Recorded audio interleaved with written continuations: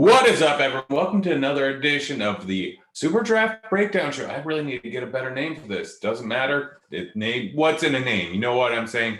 So basically today we are going to be breaking down NBA picks for Superdraft. If you haven't signed up for it yet, making bad life choices. Sign up using the promo code Grinders. Get a free $50 on your first deposit, plus a deposit bonus 50% up to $500. So get on in there, get going with Superdraft. It's one of my favorite sites out on the market here. Absolutely fantastic product. Overlay every single day. Neat hats. I'm a big fan of this one, but it's interesting. Every single time you sign up for a new site, you have a chance to get an edge. There are a lot of people that are signing up now, so getting in earlier for this site is going to be a fantastic way to get to know everything. It's multiplier format, so you can play any single person you want, and their score is just multiplied by whatever their multiplier is. Damian Lillard for today has a 1.3x multiplier. So you take his ending score, times it by 1.3, and boom, you have his score there. So you can play anyone you want. No salary cap format, nothing really to think about. Just throw in whoever you want. Late swaps are really easy. Someone like, I don't know, Plumlee gets ruled out. Boom, just mass swap over to Stewart like I did yesterday, and you have a very easy way to spend time with your family once the game starts and not have to worry about editing your lineups too much. Literally takes a second to mass swap, and it's that easy. But get signed up using the promo code Grinders. They just got a partnership with Caesars Entertainment. That's the same Caesars Entertainment that brought you Caesars, Palace, Flamingos, Harrah's. The list goes on and on. There's like 45 resorts in the U.S. I've been to like 20 of them because I'm a degenerate. But absolutely fantastic company, absolutely fantastic product here. And you'll be earning rewards points over at Caesars through Superdraft. So yes, you can stash, you can get free rooms at 45 resorts across the U.S. And on top of that, run a nice little promotion here. Raffle winner gets, I believe, 10,000 or 100,000, a ridiculous amount of Caesars Entertainment points that is worth $1,000 at any Caesars Entertainment location. So get signed up using the promo code Grinders and get on in here. But it's probably about time to go through today's slate, guys. If you have any questions over on YouTube, go ahead and drop them into chat, and I'll answer them throughout the show here. I'm very entrenched in Superdraft and the projections and basketball pretty much every single day. So some things I tend to skip over a little bit. I try and break down everything, both for cash and for tournaments. Little things change throughout the day, like Stewart becoming a fantastic play once Plumlee was ruled out because he was at a 1.95x multiplier. Frank Mason, who crushed my heart and soul last night, getting the starting nod was a huge thing. Once Anthony and once Fournier got ruled out, he was basically locked into 35 minutes unless he gets injured in the first, 2 minutes, which actually happened, and that's what destroyed me. But essentially, little things will kind of pop up based on what happens throughout the day, and I'm going to try and go through those possibilities based on what we have in the injury report. But this is the NBA. Anyone can be ruled out 5 minutes after lock.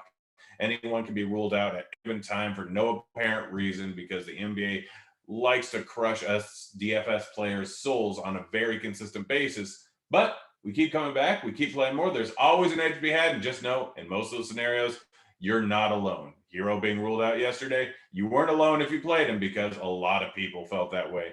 And it was ridiculous. But let's get to today's breakdown here. I've already made a spreadsheet here. I've color-coded. We'll go over that color code in a second. But I've imported the RG projections, multiplied them by the players' multipliers, and this is what we have here. These three columns, medium, floor, and ceiling outcomes for these players are all right here, and that's just using the RG projections here. So we are going to essentially go break down things position by position. We'll start off with center position. You get 3 forwards, 3 guards, 1 center, and multiple guys have multiple position eligibility. So let's start it off here with center position.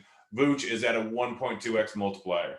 That's silly to me. He's clearly the top play on the slate by far. He's who you're using in cash. He's the guy at a 1.2x multiplier. His floor is 45. His median is 66, which is 6 points ahead of the next closest guy, Horford.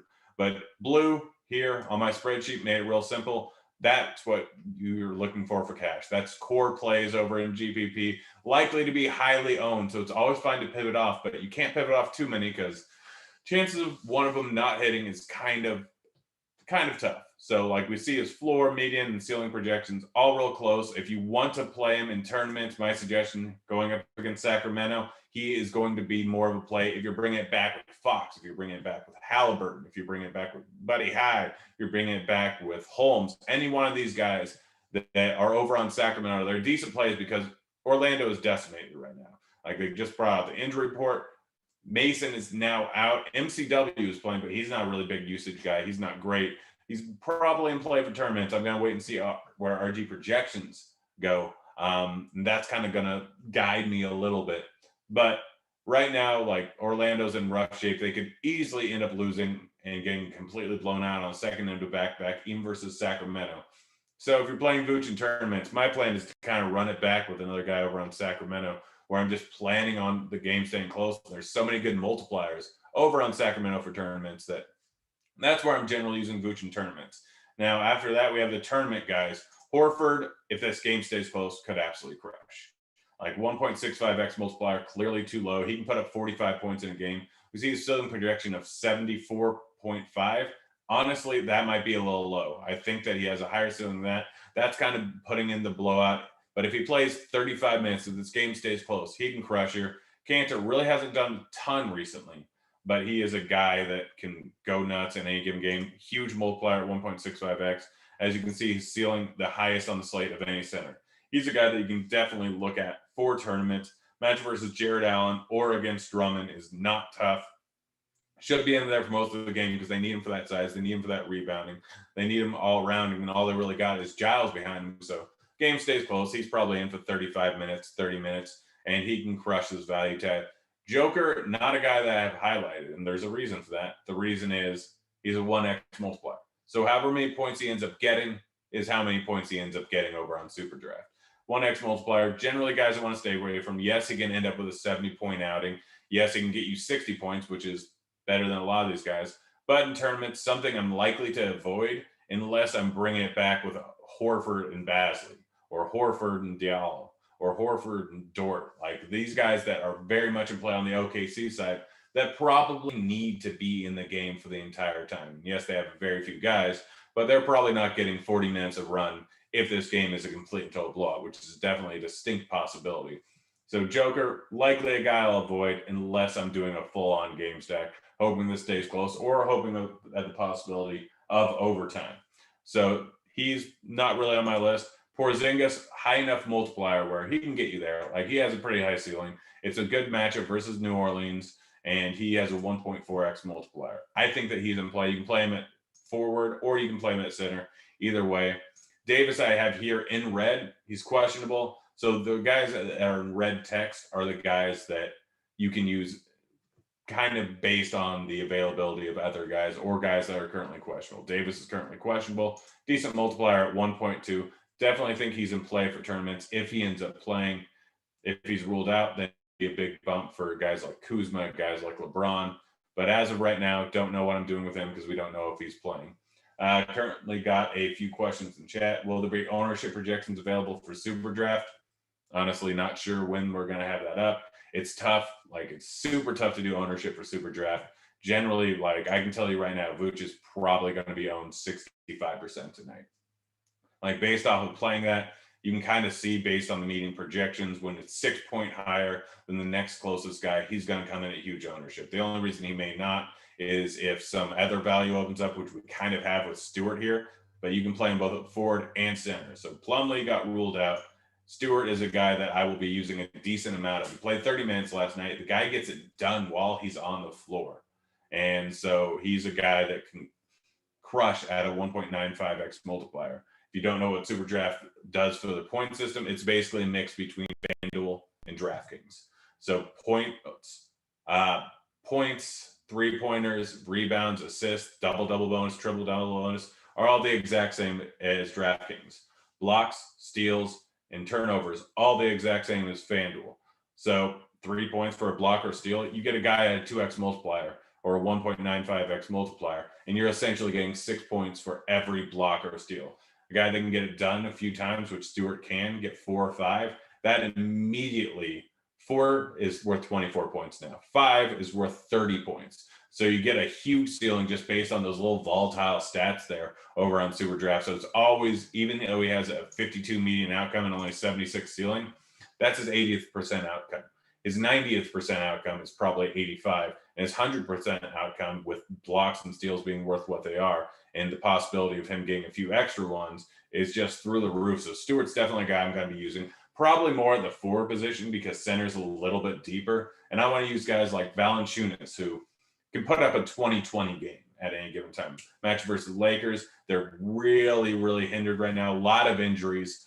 So he could be in for 35 minutes. If he goes in for 35 minutes, he can crush. He can absolutely destroy it. A 1.45x multiplier, it won't surprise me to see him go for 50, 55 points. He did it the other night, and with how many bodies they have, if this game stays close, he could very easily do it. So he's a guy that's more in play with tournaments. Again, not as good of a play as a guy like Vooch, but definitely in play with tournaments. Same thing with Capella.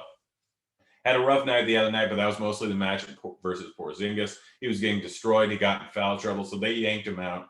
And so I don't know how much I'll use it with Capella at a 1.3 because it's just kind of tough. Like we see a ceiling projection there, 67.89.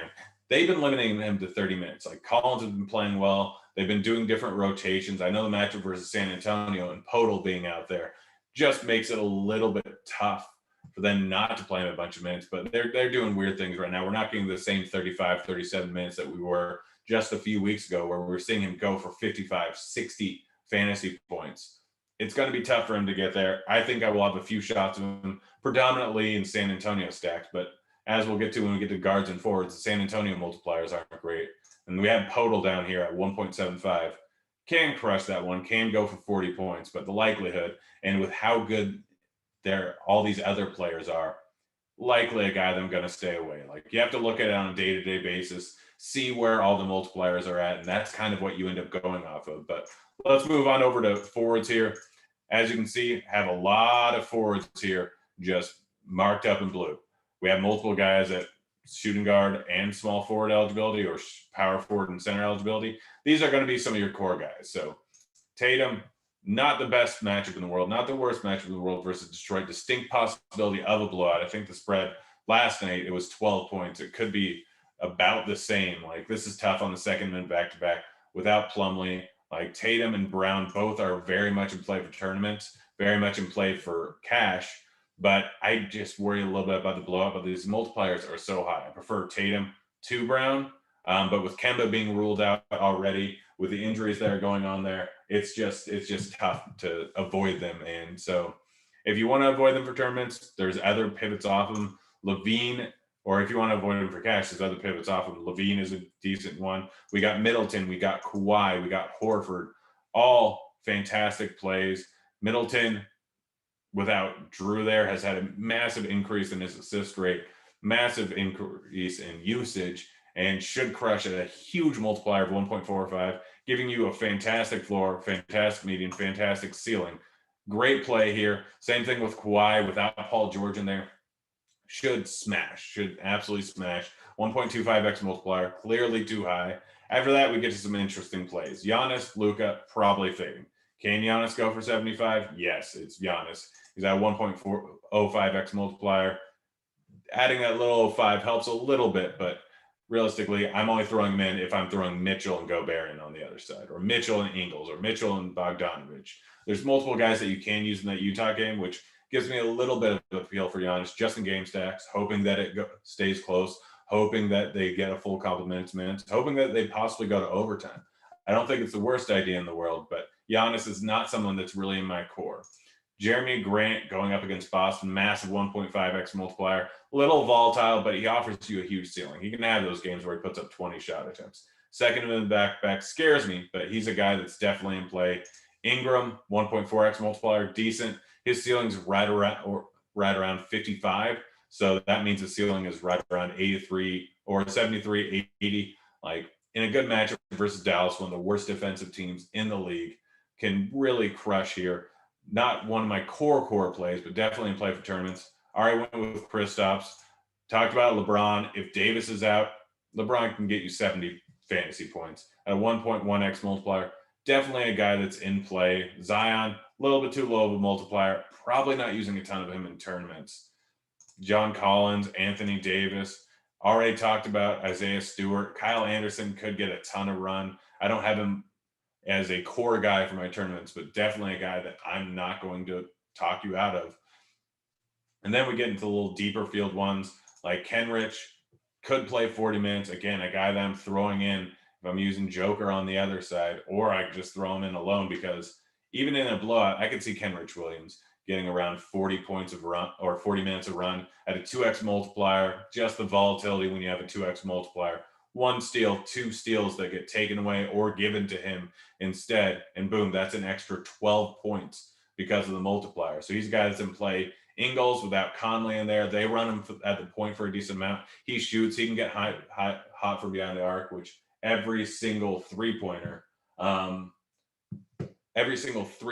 worth 3.5 points because that's how they score over on Superdraft. So at a 1.75x multiplier, that's 5.5.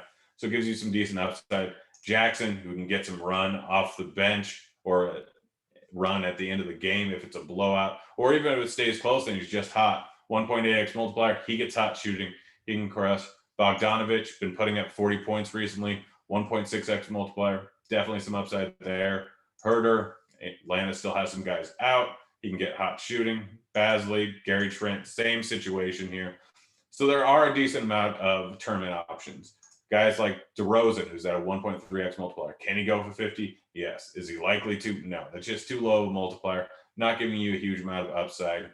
Fournier, I didn't have him highlighted, but I probably should because he's definitely a guy that if Anthony's out, they can run Fournier at the point.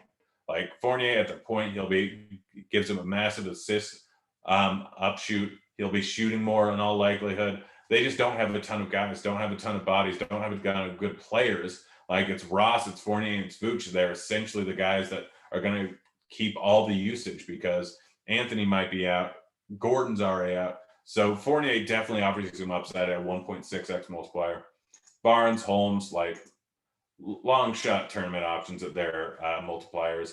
Hoping this game stays close. Realistically, their ceiling, you can see right here, 63, 65. A far cry from these guys up here at the top of 85, 90. Their forward is just so deep that I don't know if I'm bringing it down to that range. But let's get on over here to guard. Check this out. Again, guys, you got any questions? Go ahead and drop it in the chat. Someone asked how I feel about DeLon Wright. High multiplier, not a bad option. Like he's shown 40-point upside. Again, there's a lot of injuries. Plumlee's out, which just adds a little bit more usage to go around. But DeLon Wright, not the worst player in the world. But again, your core here is Lillard, 1.3x multiplier. Even on the second and back-to-back, the guy's going to shoot tons. Like he's clearly the best play probably on the entire slate at any position. Going to come in at around 65, 70% ownership. Wouldn't surprise me. You can take a stand and fade him, but if you're fading him, I would fade Cantor or play Cantor and bring it back with Sexton, Garland. Hope this game stays close and Lillard just has an off game. Like if Lillard has an off game and this game stays close, then the game script kind of goes towards Garland, Sexton having a decent game, and then Cantor potentially having a decent game. Gary Trent being the guy that's shooting over and over and over again. But the main part about Lillard, like, it's not a great matchup versus Cleveland. It's not terrible. And it's the second of a back-to-back. So that's your kind of idea behind possibly fading him. My favorite play on the slate, Donovan Mitchell, like 1.4x multiplier. Dude can go for 60. I might lock him in. Without Conley in there, he's been running point. His assist rate's gone up, and his actual shot attempts have gone up drastically. He's fantastic. Milwaukee's a bit of a faster paced team. They give up a lot of threes, so that, again, with the multiplier is great. Mitchell is my favorite play probably on the entire slate. Diallo, his multiplier is still way too high at 1.7. Guys chucking. Again, I'm predominantly going to use him if I'm bringing it back with someone on Denver, but there's just not many options. So I think in cash, you just throw him in. Like your cash game build, likely Diallo, Mitchell, Lillard, Tatum, Brown, Horford, like so. Forward's a little bit more up in the air, and then you definitely throw Vooch in at the center position. But your three cash game guards are going to come from these guys, depending on what you're doing at forward. After that, we already talked about Levine, great tournament guy. Trae Young can put up 60 in a game. I don't like his multiplier, but I'm not going to argue with playing him. Luka, like I said, probably going to fade him at a 1x multiplier. There are too many good, slightly higher multipliers that can end up with the same score as him. Not getting a massive ceiling, not getting a massive floor. I'll probably end up with around 10% of him in tournaments. I generally play 50 to 150 lineups over in their GPPs.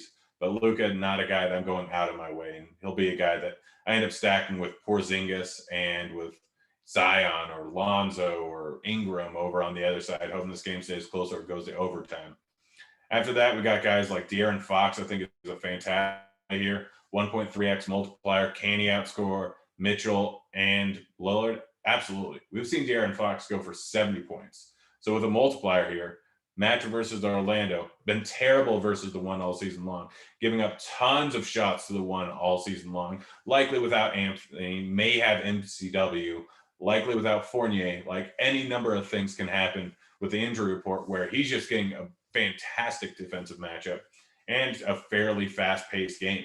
So De'Aaron Fox, probably one of my favorite tournament plays. Lonzo, another guy can go for 40, 45, but there's a lot of other things that come into play here. Like what other guys are on the slate at slightly lower multipliers. We got Dame, we got Mitchell, we got Diallo, we got Levine, we got Trae Young, we got De'Aaron Fox. So we got a lot of guys who can absolutely crush Lonzo's ceiling here of 73. But Lonzo could be in the winning lineup. I'm not planning on using a ton of them unless I'm bringing it back with Luka and Porzingis, kind of hoping we have one of those weird nights where there's a lot of blowouts and a lot of guys that just don't hit their ceiling, don't even hit their median, just kind of blah. So Lonzo still is in play for tournaments, but not a guy I want to use a ton of. I already talked about Garland, Sexton, high multipliers, fantastic matchup versus Portland, second into a back-to-back. Drummond and Jarrett Allen aren't really guys that I'm looking at because they're kind of splitting minutes. They're eating into each other's production. Sometimes they're in the game at the same time, but you never know what's going to happen. So Sexton and Garland with their high multipliers, fantastic matchup versus Portland. Guys that I'll be looking into. Talked about Ingles, Kenrich, Josh Jackson. All these guys very much in play for tournaments. Very much in play for cash if you really want to, but not even close to the op. Or in those little small field tournaments. They have a $100 10-man where it's just normal payouts like 50% to first, 30% to second, 20% to third. Those tournaments, you have to be a little bit different. You know that most people are going to have Mitchell, Lillard, Tatum, Brown, Diallo. So going a little bit off the board, maybe instead of Diallo, go with Kenrich, hope for a little bit of a blowout. Maybe instead of going with Mitchell, go down to a guy like De'Aaron Fox, who's going to be a bit lower owned and can easily outscore him. Maybe instead of Lillard, go with Trae Young. Pretty close to the same multiplier. Can Trae Young outscore Lillard by 10, especially on the second of a back-to-back? Yeah, so like those 10-mans, the $30 84-person tournament, going a little bit off the board with one or two guys and going with the cash game build. Hope you get the right guys at the high ownership that go off and the guys that end up putting up a dud, because it happens virtually every single night, is just a great way to go about things. After that, like Buddy Hyde can get hot. Jamal Murray can get hot. Herder, Gary Trent Jr., talked about both of them. But Fournier, Halliburton, like these guys are all fine plays. Cole Anthony, if he ends up playing, Ja Morant can go for a big game. Barton can get hot shooting. But none of these guys stand off as great plays. Like Dort can get hot. Lou Williams been crushing recently. High multiplier. Actually, I haven't looked into him too much yet, but just based on what he's done in the last two games, 38 points and 39 points, he can end up crushing this price tag at 1.8. I didn't realize they kept it this high. A guy that you could definitely look at in tournaments, guy that you should probably look into if you're bringing it back with Levine, if you're bringing it back with a guy like Patrick Williams, who hasn't been great recently, but still has a high multiplier. Thad Young, kind of same scenario. Kind of look at the Chicago build. Denzel Valentine could be in the game. The injury report just came out earlier, but I haven't looked into it extensively. But Cody White obviously went lights out the other night, 1.65x multiplier. Don't expect him to do the same thing again, but if he's going to keep this increase in shooting, he can definitely get there. But most of these guys down here, a little bit off the board for me. These are kind of my core plays right here, guys I'm playing on as of the moment, but things could change throughout the day. They sure as heck did last night when Plumlee got ruled out, Fournier got ruled out, Anthony got ruled out. And a guy that I think is a little bit further down in the RG projections is Ross. Again, if he ends up starting, if he ends up running the point a little bit. He didn't do terrible last night. He didn't do great. I think he put up 36 points last night. He shot terrible. If I remember correctly, he was like at 1.5 for 18 from the field. I think he ended up with 20 plus shot attempts. He's a guy that if he gets hot, he can crush. And if Anthony's going to be ruled out, Fournier is going to be ruled out, then he could definitely be in for a giant increase in not only minutes, but usage. And I know it's second in the back-to-back, but it's a terrible or a fantastic defensive matchup against a terrible Sacramento defense. So absolutely a guy that you can play. Look into that later. Again, watch out for injury reports. Be looking at things throughout the night. They're on the RG alerts, and they tell you exactly when someone's in or out. Some of the fastest alerts out there, something I use, but just throw the alerts on, make sure they're up and going, and then when they come in, boom, you can make adjustments. Again, global player swap, or if you're running one lineup, real easy to swap out because you don't have to worry about salary cap. Play anyone you want. Everyone is a direct pivot off of anyone else because it doesn't matter. All right, let's look at last night's tournament. See the big winner here. We'll look at maybe one or two of my lineups that ended up crushing my soul. But the winner, Steph Curry, absolutely crushed. 40 points, 4 steals, 8 rebounds, 5 assists, 10 3-pointers. So we got that extra bonus. Like, I wasn't looking into him a ton. He could have very easily not been on the winning lineup. Lots of guys ended up doing really well, but he's a guy, ended up 17.1% ownership because 1.05 multiplier. But we know that Orlando, terrible versus the one, gives up a lot of points, which is why looking into De'Aaron Fox tonight, Curry ended up on the wing lineup. Kemba didn't have a great game, so you didn't need the top plays. You didn't need all the top plays like you do on some nights. Occasionally, you'll have high ownership. Oladipo was 40% owned last night, ended up with 29 Superdraft points. I think that Frank Mason was at 55% ownership, ended up with 6. So you're knocking out a ton of those possible winning lineups there by fading some of the chalky guys. So Kemba being in here at 49.9 points is definitely a little bit of a surprise, but not when you consider the overall whatever of the slate, ownership of the slate.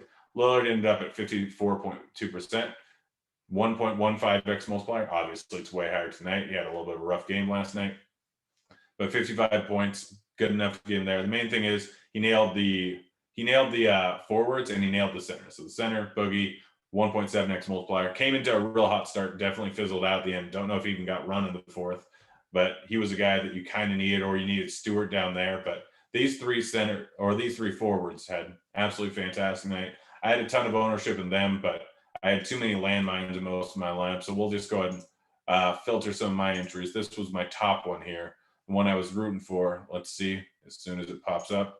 No, might not pop up. Things go slow sometimes. We just roll with it. I don't know if it's going in. Boom, boom, boom, waiting. Not happening. All right. So in any case, I had a whole lot of Frank Mason lineups that just ended up crushing me because I swapped over to him later on in the night. It happens. You get close, even at 27th place, a little bit top heavier payouts, not the ridiculous ones like FanDuel, but 20% to first, like almost 50% to the top 10. So you need to get up there near the top. I ended up losing 200 off of 2.1K, I think I had on the line last night. So minus 10% ROI. Ended up crushing in cash, but just didn't get there in the big field tournaments. Was slightly off and didn't get there in the smaller field tournaments, the 10-man and the 83-man. They've got a few single entries, so if you're worried about going up against big guys, don't worry. Just enter the $30 single entry, 83 people, almost guaranteed to overlay. Most of us should overlay. So, yeah, that should basically do it. I'm checking here. Doesn't look like there's any real questions in chat, guys. Thanks for tuning in. Appreciate it. Good luck on Superdraft tonight. Hopefully I'll see you up at the leaderboards there. Get signed up using the promo code Grinders and get some free money. I'm out of here. See you, kids.